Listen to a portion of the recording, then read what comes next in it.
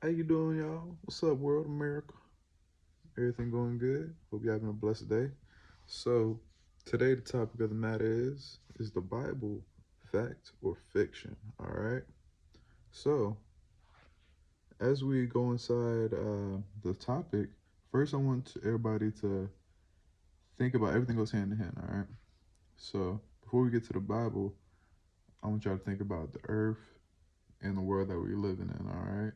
Because there are plenty of unexplained things that go on inside the world or has happened in the past, all right?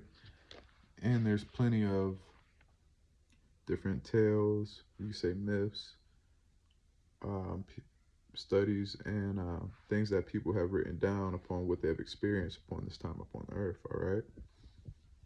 So, major things I want people to think about is in the world, as people have had UFO, strange encounters with UFOs, sightings, other things of that nature, all right? Giant human bones, skeletons, all right? Things that people can't explain or don't want to explain, all right? Or dive deeper in, okay? As well as that, a main, large thing is people speaking of supernatural in general, as well as supernatural possession of the body or one's free will, all right? And a major note is when you speak of is the Bible fact or fiction, everybody goes towards science, all right? When it comes to science, science is just as many unexplained things that, as much as they know, there's a lot of things that they can't explain or don't know, all right? And the simple fact of the matter of supposedly scientists know more about space than they do the ocean, even though the ocean's right there. And you don't have to try too hard to dive deep, as well as breaking the Earth's atmosphere and everything like that. But they're able to grab so much information along upon the Earth's atmosphere and beyond that. But we have the water right here, okay? So those are things I like to keep in mind whenever people, in this discussion, when people ask about is it fact or fiction, things truth and false, all right? So if you want to get to is the Bible fact or fiction, what is the things that we're experiencing upon this earth? Are those real? Are those not real? Are those different things that people have experienced? Are those real? Or are those not real? All right. And the major thing is the Bible explains all those things I just discussed, all those different uh, upon the topic. All right. The Bible talks about the firmament, whether you look at that as space and you look at that as the sea. You look at firmament as air we cannot breathe. All right. Just as simple as that, you know. As well as just to dive deeper into that, speaking of UFOs and sightings and stuff like that, or um, extraterrestrial beings, Bible speaks upon that as well. In which other topics we're going to dive deep into those as the Bible explains, and as I explained previously too, if you were paying attention. All right, such as UFOs or people or other beings coming down to Earth. All right, for whatever reason. All right, whether that is to indulge in the human race, make experiments, or when they came, did they gift knowledge onto the people where they should or shouldn't have, but did they do so? All right. Even if you go to the Mayans, you go to different parts of the world, they talk about beings or things coming down from the skies in spaceships or planetary forms to interact with humans. All right. So like I say, the Bible, I like to use it as a science book and a history book, okay? And what makes it more interesting is one of the eldest books of, when it comes down to those topics. And it tells you directly what certain things are.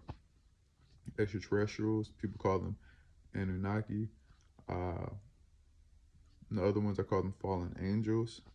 And the other sect is the Watchers, all right? In the Bible, they depict them as the Watchers, the ones that were supposed to be governed to watch over the earth, all right? It doesn't say necessarily where, but what is interesting is if you're into science and whatnot like that, another they say that there's another pyramid upon Mars, all right,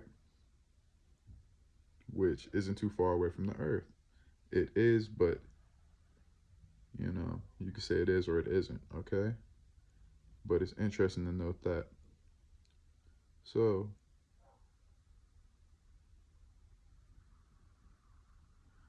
I'm going to get to the fact of, and it does speak about giants as well, all right? And all around the world, and if I'm not mistaken, they said the Western Hemisphere is known to have the largest amount of giant bones discovered, all right? And there's also stories to say that the largest museums in the Western Hemisphere, the Smithsonian, possibly, or is another one, but they like to cover up those bones and they have vaults or whatnot like that. Not to get into your conspiracies, but just do your research, everybody, into which the things that they hide is most likely the things that they want to protect or keep out of the knowledge of the masses. Alrighty, but the Bible speaks upon that as well. Okay, when it comes down to the giants in those lands, also. All right. So I'm gonna get to spiritual possession. Okay. So when it comes down to spiritual possession, we can relate that to the tricks and the temptations that the devil and the devil's workers use to manipulate and or take over your body, all right, making your soul become weaker to a certain extent to which they're able to inhabit your vessel. And how may you do that? I don't know the details upon that, but a major note that I myself believe is when you coincide with the Lord and Jesus Christ, you build a certain level of spiritual strength. And I'm a firm believer in spiritual strength, all right?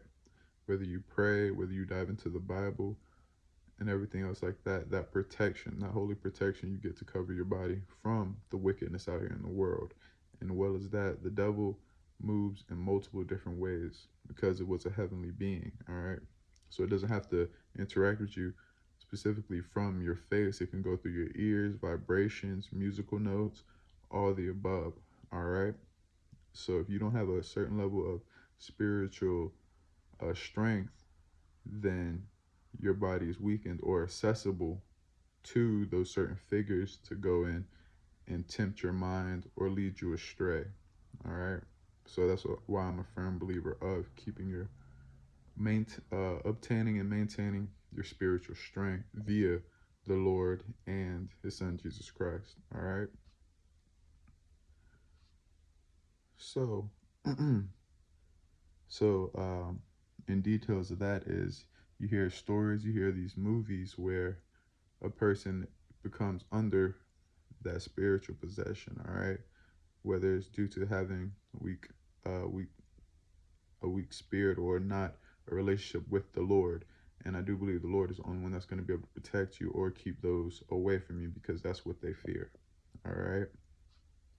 Person walking with the Lord, walking in the faith, protected by the Heavenly Father, the grand creator, and His Son, okay?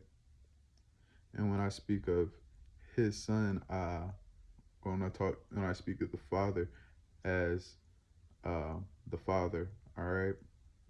In this time, a lot of people like to go back and forth with the fact of he, her, him, she, and everything else like that. The Father is the dominant figure when it comes down to our language. All right. When it comes down to the household. Okay. You need that dominant figures in which that's what the Father is. It's not the female figure because the masculine form is the dominant form. All right. So, but the Lord is neither. Okay. But whenever you're speaking of, you must speak of the more dominant form because the Heavenly Father is the most dominant of our domain. Okay. Just to get that out the way. All right. Just the way you respect your father, or you need that figure inside your household, the same way as understanding the Lord, keeping that law in order. All right, your mother is going to be more kind to you. Your mother is going to tend more towards your feelings. All right, your father is going to make sure you're going the right way, going the right path to lead you to the better future. and how things should be done. All right?